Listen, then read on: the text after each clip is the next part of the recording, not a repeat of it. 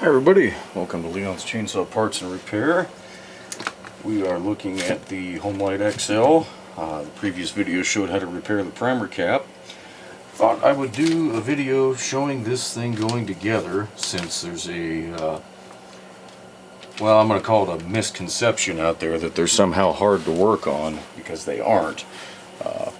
There's a sequence to it, but it's definitely not difficult. So thought I'd go through that. First thing you want to do is make sure that your engine is ready to go. This one I had apart to do fuel lines and check the carburetor. Carburetor was fine.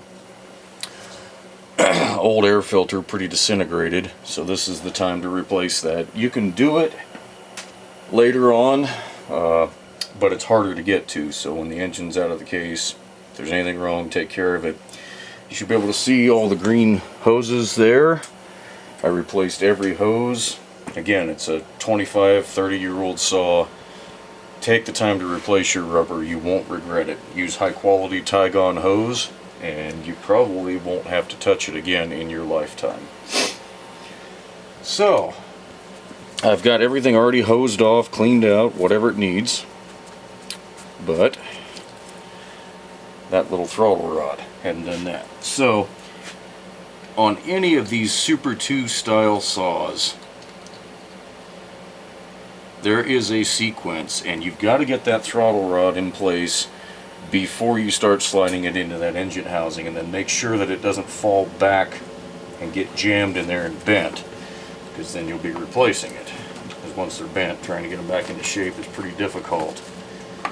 So you want to line it up, and this is not a pretty sequence. These are a tight fit, and it always jams up on the spark plug wire as it's going in. Take note of these kill switch wires. You want to have them routed like that. They sit right there behind the flywheel until you get the engine housing in, and then they'll come up through this hole and attach to the switch, but you got to make sure you can get at them. So feed that spark plug wire through, slowly push this thing in place. Sometimes you've got to manipulate the bar screw and get it past the plastic. This time it slid in very, very easily. And I see my throttle rod has gotten a little out of place, but thankfully I got it back there. That's what I get for tipping it before I had everything secured in place. Now, there's probably a lot of schools of thought out there about what's next. I like to clip the throttle rod into the trigger first, because that way it can't fall. And it's easier, obviously, to do the bottom engine mount screws. You got to tip it on its side. Well, that throttle rod's going to flop around. So, this is the trigger assembly. You can see that groove right here. That's what your throttle rod clips into. So you reach in through the air filter side here. I know that's probably not a great view, but it's about the best I can do. Pull it out with your finger a little bit and start fishing this guy down in there, and it'll index into it. And just push it back into place, and there you go.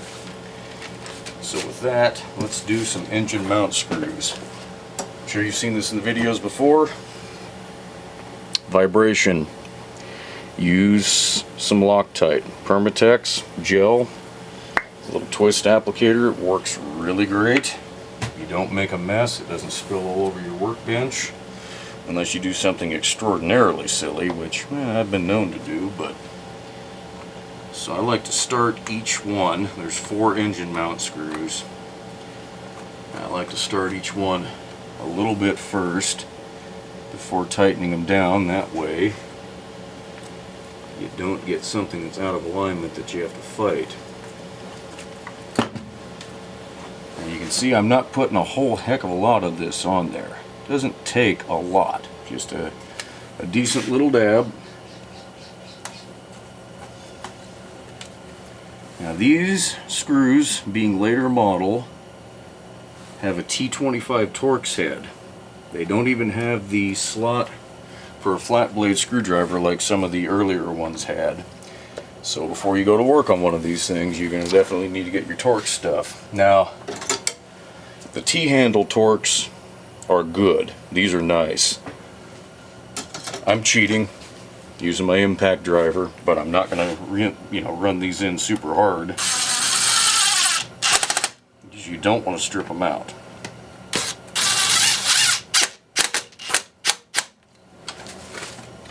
Just get it seated good and tight.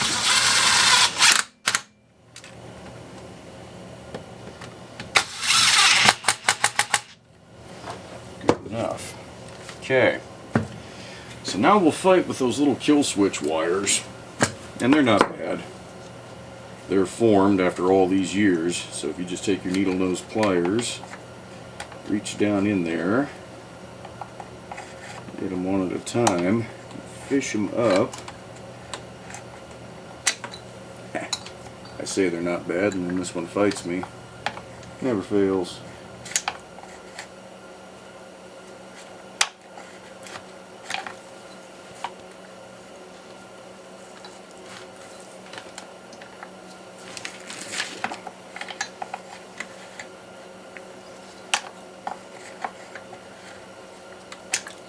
You miserable thing. There we go. We'll have a 10-minute video on how to fish wires. It'll be fun for everybody. Okay, and this is just a simple rocker switch. It has little lock tabs on the side. As you're prying this out, sometimes these get distorted out of shape. This wasn't the world's greatest design.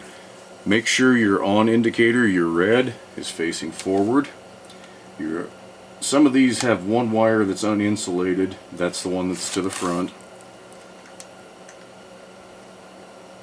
So snap those in place. Fish it down in there. Good twist. And there you go. So from here, we're almost on the home stretch already. You've got your throttle safety trigger. That sits in its little groove right there. The spring is a piece of plastic that's built into that trigger assembly, so be careful with that. Throttle handle cover just sits right in place. And these are self-tapping plastic screws. Well, self-tapping screws meant for use in plastic, so again, you don't want to get real carried away with them. When you feel it seat, call it good. These tend to grip, and I've never seen one vibrate loose on a handle assembly like this. I would be very surprised if that ever happened. Okay. Next thing, starter and air filter cover. These air filter covers can be a little bit of a nuisance to get in, just because there's index tabs that you've got to get lined up, and it's split right here. That's from the factory. You've got to fish that over your choke and start rolling it into place.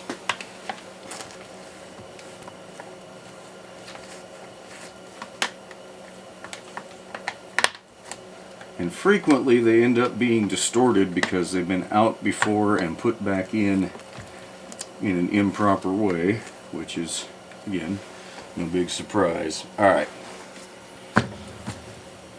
You can see that it's basically shaped to the opening. That's about as good as it's going to get. So at this point, if you needed to do a starter rope, you'd want to do it. This one's in good shape. We're going to stick with it.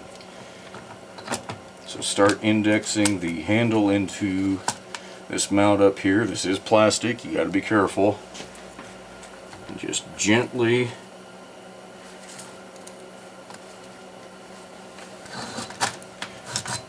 sometimes you got to do pull the starter out a little bit to get this whole thing to line up. This one is being, which is typical for this saw. For whatever reason, this one has fought me more. There we go. Sometimes you got to twist the housing back and forth a little bit too.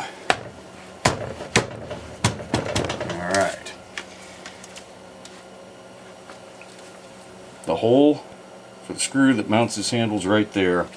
When you get that lined up, I recommend you get that in first.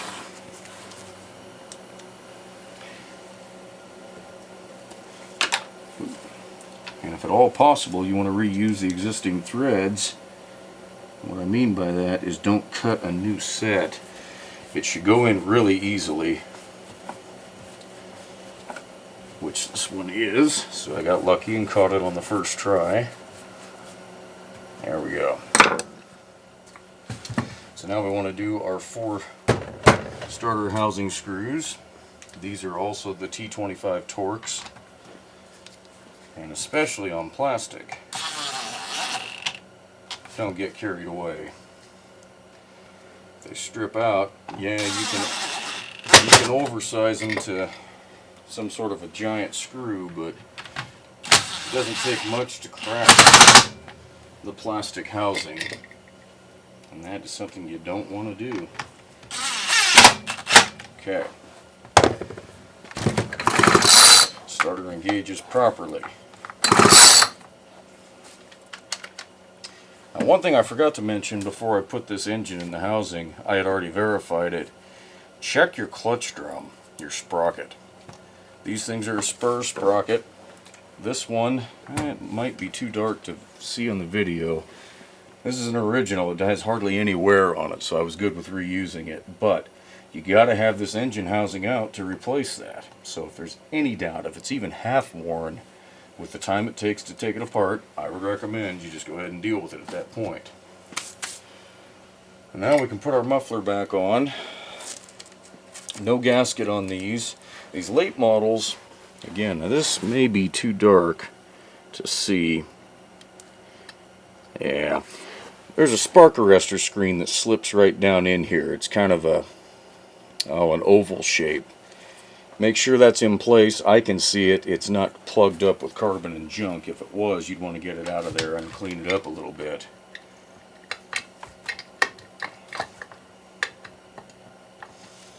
So the back of the muffler is shaped to the muffler port. Get your screw started. Now, I don't have a problem with these mufflers rattling off, so I'm not going to put Loctite on this particular one.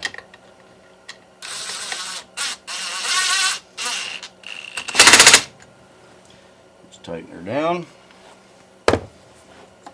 Everything looks good. Now, these have the muffler shield. And it's really important, of all places, not to over tighten the screws on those.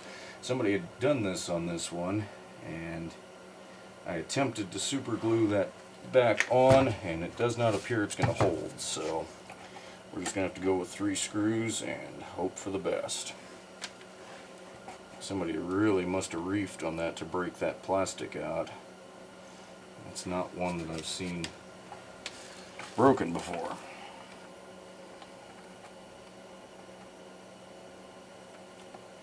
I'm actually surprised that super glue didn't hold. That stuff is pretty durable.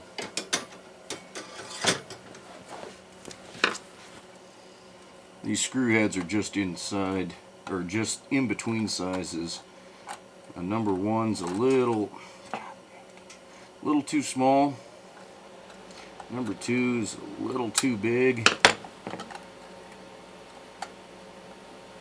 So they're kind of irritating. Again, you want it to thread in easily like this one is, so that you're reusing the threads that are already existing instead of cutting new ones. It's not the end of the world if it doesn't have this muffler shield on it, but it's a good safety feature. It prevents you from burning yourself, and it prevents leaves and debris and stuff like that that can light on fire in a forest from getting up close to it. So I'm going to leave that out. Wouldn't do any good anyway, and it'll probably rattle around a little bit, but it is what it is. Okay, another important note. This saw had the same mistake I've seen so many times.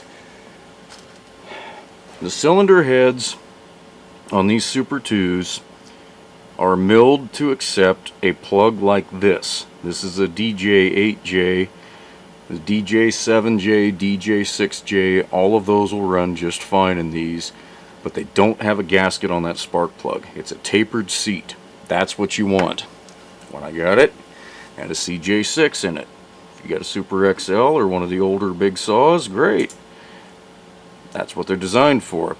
This one was starting to pull the threads in that head because the gasket wasn't allowing it to seat far enough. So fortunately, I think they're going to be okay.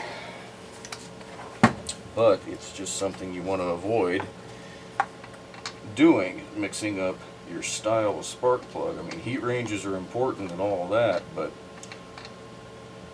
let me tell you, getting the right style of gasket or no gasket can be just as important.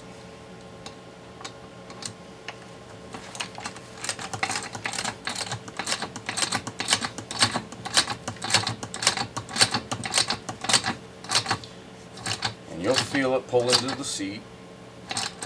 I'm being really gentle with this one because I don't want stripped threads right there. Here we go. Okay, so if you look at the counter here, we are 16 minutes in and my battery is about to die. So I'm going to quickly attempt to start this.